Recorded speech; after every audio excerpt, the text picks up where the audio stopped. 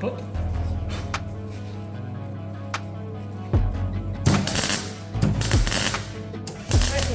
PT2.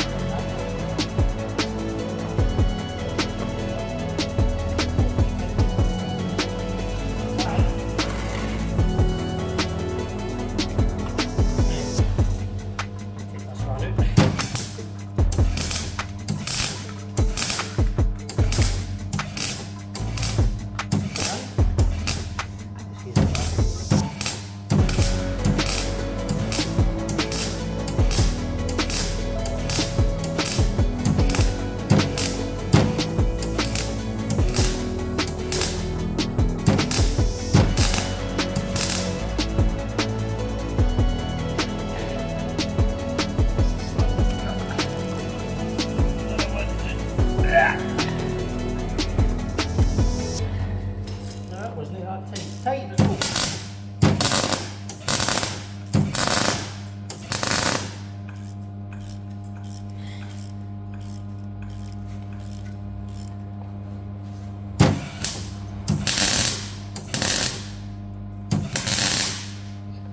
Getting my pinholes. Huh? Don't want that.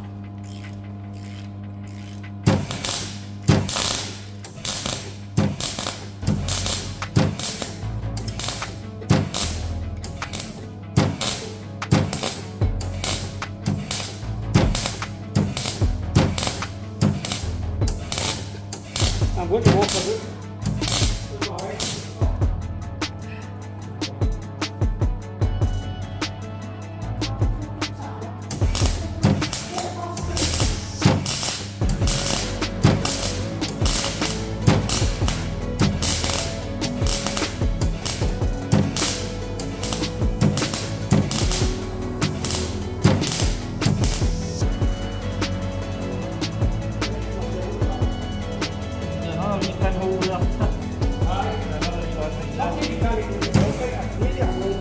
Right, no, you can hear it, can't you? So I'm going to take this apart. Probably a better way.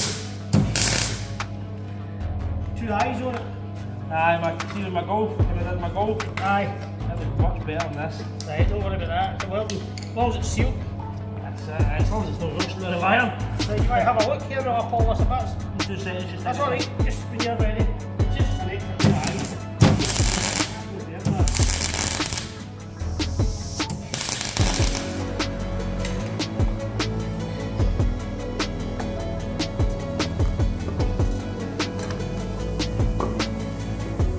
Good actually. So I've got the bolt out and I'm going to see what. Right, so obviously we've welded the flexi on, right? And that was a sensor we had to take out. It's all kind of stripped. So we need to clean this up basically and just get a wee paint. I think the welds always go, the welds always rust, just naturally. So you can see where we've not welded, right? Round about where the thing's been welded, it's starting to rust. So, I don't know what it is, some sort of chemical reaction. So we need to fit that back up onto the car. We need to mount that up properly, put the 2 bolts in the back so it's fixed where it's going to be for life. Then we need to put that on, right? That bit I had about 3 or 4 flexi joints here yesterday, and that was the one I deemed to be long enough, same length as that. It's actually a bit longer and I need it a bit longer. So basically the DPF up onto there, right?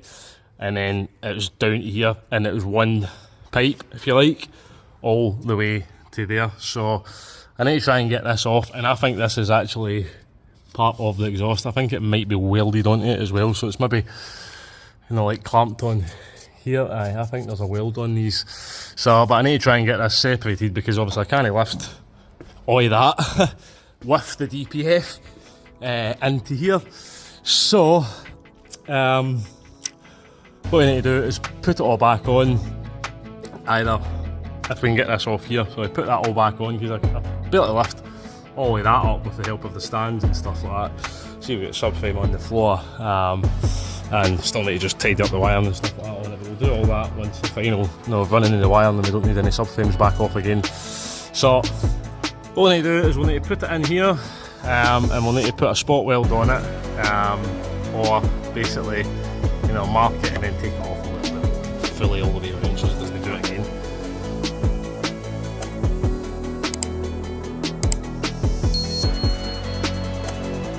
Right, trap that bit. So anyway, where are we at? So I've buffed through this one, I have chopped this one off. I need this midsection off.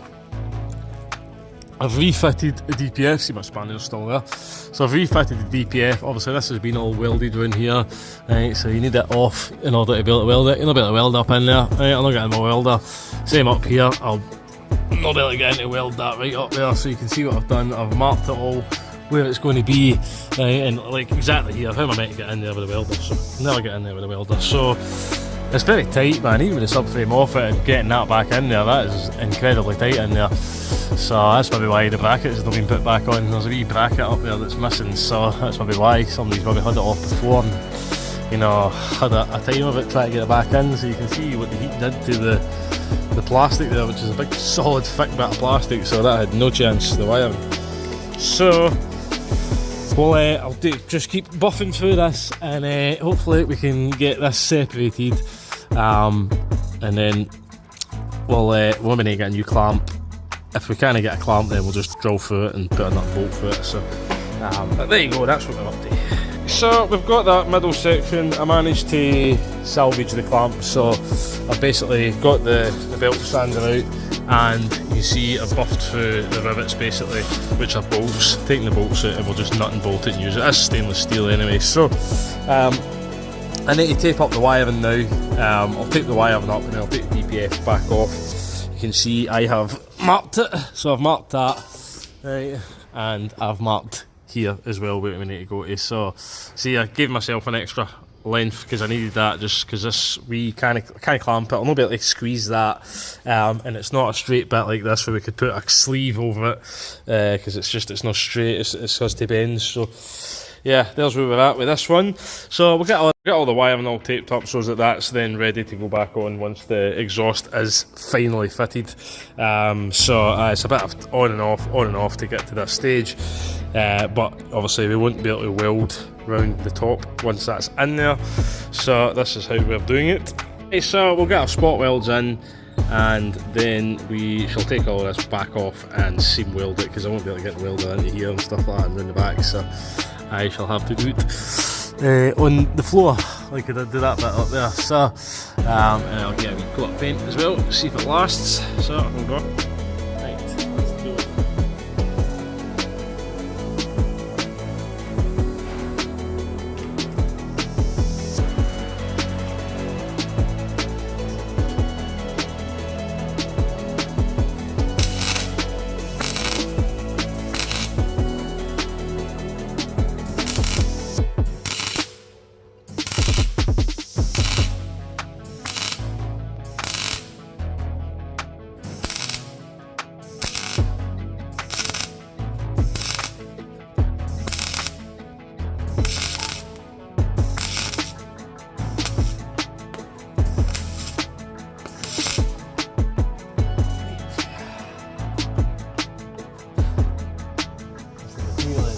There.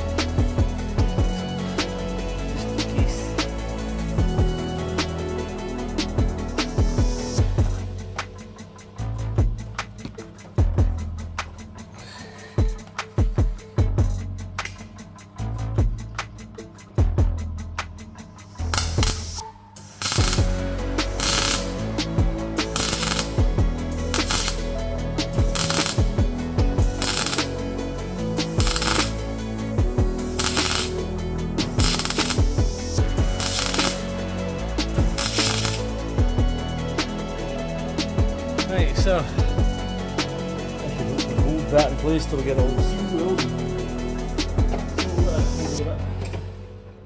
And we'll come back when she's all welded. Right, so we've got our Q3, we've got our exhaust all welded up, right, so that's all done. And I've painted it as well, and we're back on here. We've put all the bolts back in there, we've plumbed all the wiring in, try to get this back as best I can where the paint marks were. That boot is completely separated, it's just fallen off on its own. You need to find the nuts for the anti-roll bar links. Got one on there, but I'm not sure that's the right one actually. I don't think that's the right one, so find the right one for it. I'm not sure what I did with it. So I shall crack on here, and then when I get the wheels back on it, get it down, and then there's all the plastic, all the bits inside, all the plastic still to go, and then we'll need to see calibrate everything. Hopefully it's all good in the hood, hopefully. So I've got the Q3 mostly built up, still got a light on for active steering. I still need to build up all the ECU and finish putting this back in. However, but I'll turn it off again now. It seems to be whenever you stop and start it. So I've got this range light on, so I don't know if there's something right here. If I've got a wire unplugged somewhere still. Don't think I have. But anyway, I'll turn it back off again and start it back up just to see if it does the same thing, but it keeps bringing the steering angle light back on. Didn't this time. Didn't this time, so hopefully then that's it, but just need to see about this light, so hopefully headlight range control defective, not sure. So I'll plug the machine in and see what's going on. Cool, right, 2 seconds, I'm going to just send this guy a wee video because he's still got a light on, but it's not to do with me. So we're getting this yellow warning for the headlamps coming back on. Obviously I've still got this all, I've just plugged everything back in and just not bolted it back up yet. I've still got the steering to bolt up, I've still got plastic there, plastic under there, some plastic in the boot, and they put all the ECU back. I do have a wee bit of wiring up here to fix, put all that back together nice. Engine cover, that's mine, give me that back, and put all the air bolts back on it. But what it's actually saying is this tyre keeps going flat as well, and you can tell it's been getting driven flat because it's been getting driven on the side of the tyre rather than on the tread part. So it's been driven too flat, so it's probably knackered. Looks quite old, is it? 22, so it's not that old, but it's probably knackered. So it keeps going up with this left rear level control system sensor circuit open or short circuit to positive, it says, which is not good. So we will have a wee look at that, but we'll build all the rest of it up now, and then we'll just need to get another look at that and see, maybe need a level sensor for the back. I'll have a look and see if it's got them on it. Right, so nearly done, we're all built up in there. I think we're all built up in the boot as well, and lock and wheel key for the car, we'll just keep that there just now. Guy's ratchet, we've got a bit of plastic to put on underneath there, and the tyre keeps going flat on it. It's pretty much flat the next morning, so it's all built up underneath here. I do need to take that back off because I've put that on wrong, so I need to take that back off, but I'm going to put the car up and just have a wee nose. Oh jeez, look at the reek out of that one, man. Jesus, stars in your eyes, boy. So I'm going to lift the back up in there and have a wee look. It's saying that left rear level sensor, so we'll get a wee look and see what's going on. Right, so it's saying this. Alright, it's sheared off it, look. Somebody put a screw through it or something. Sheared off. So it probably needs a new rod and a new sensor. Hopefully the wiring's okay. That looks like it's been chaffing actually. Chaffing off with the diff. So that might be the issue with that. Obviously it definitely needs a new sensor. Right, that's broken, clearly. Does this side have one? Probably only one on the back. Yeah, probably just one on the back to be honest. He is getting rather rusty, the car, so obviously you can see we've reused the clamp, just nuts and bolts. I've welded all of that as well. Right, so you can see all welded. Welded. Right, all the way around. I'm not a welder, right? I'm not a welder. I do some welding. Not a welder to trade, but welding these bits, but welding the original exhaust. It's like a stainless or something, so it doesn't really, it's not great. You know, you can only do your best to get this separated on me. Right, so that's separated on me. I think it's had no bushes before, not sure, but the ball joints certainly look original. Track rod ends will be original as well. So that CV bit there, that's burst. The anti-roll bar links there with incredible pain to get off. You can see how to do it to them. Same on that side, so nothing we could do there. So everything's all plumbed back in, the wiring loom's all plumbed back in. And hopefully now that we're not blowing exhaust gases through here, no, nothing will happen to that. I've kind of bent that round it as well. I can't do nothing about melted plastic, but hey ho, that's what it is. So there you go. We just need to road test this one now, and then we'll go into this big bimmer. So there you go, one Audi Q3. We'll give it a bubble up the hill and just make sure she's okay around the block. If it's all good, we'll give the customer a call. He can come and get his car.